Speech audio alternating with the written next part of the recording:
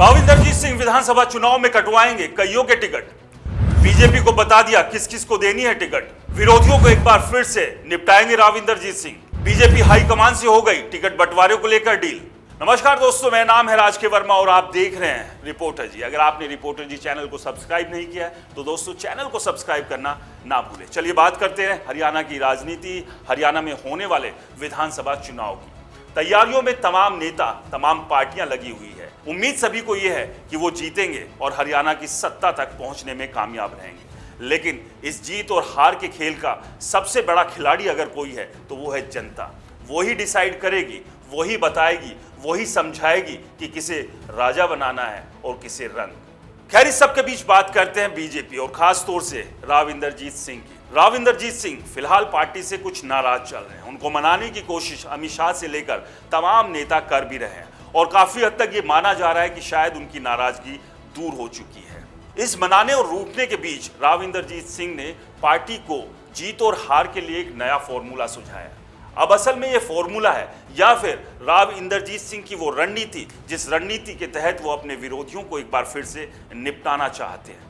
दरअसल राव इंदरजीत सिंह ने कई बार अलग अलग मंच से कहा है कि हवा में तो कोई भी जीत जाता है, लेकिन पार्टी उस व्यक्ति को टिकट दे जो ईमानदार हो, जो लोगों की सेवा करे, ना कि ऐसे लोगों को जो कि सिर्फ अपने फायदे के लिए पार्टी के साथ जुड़े हैं या फिर हवा में टिकट लेकर जीत जाते हैं और लोगों की सेवा नहीं करते। साथ ही साथ उन्होंने इस बात पर भी जोर दिया है कि साफ छवि के साथ साथ युवाओं को भी मौका दिया जाना चाहिए।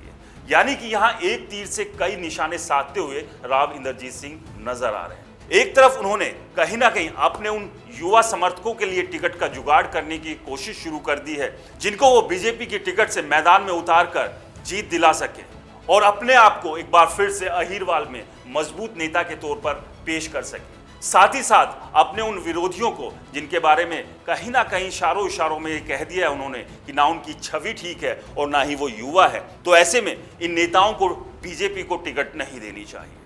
अब सवाल ये है कि राव इंदरजीत सिंह के वो विरोधी कौन है।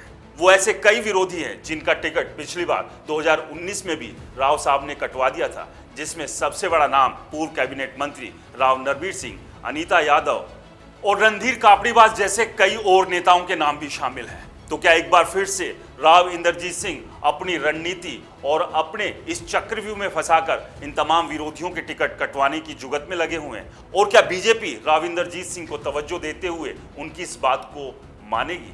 तो अब सवाल यह है कि शय और मात के खेल में राव इंदरजीत सिंह का पलड़ा भारी रहता है या फिर उनके विरोधियों का। लेकिन लगातार जिस तरह की कोशिशें राव इंदरजीत सिंह कर रहे हैं, तो ऐसे में राजनीति के जानकार ये भी मानते हैं कि जिस तरह के हालात अभी फिलहाल बीजेपी के साथ चल रहे हैं, उन हालातों में राव साहब की बात मानना बीजेपी के लिए मजबूरी भी है।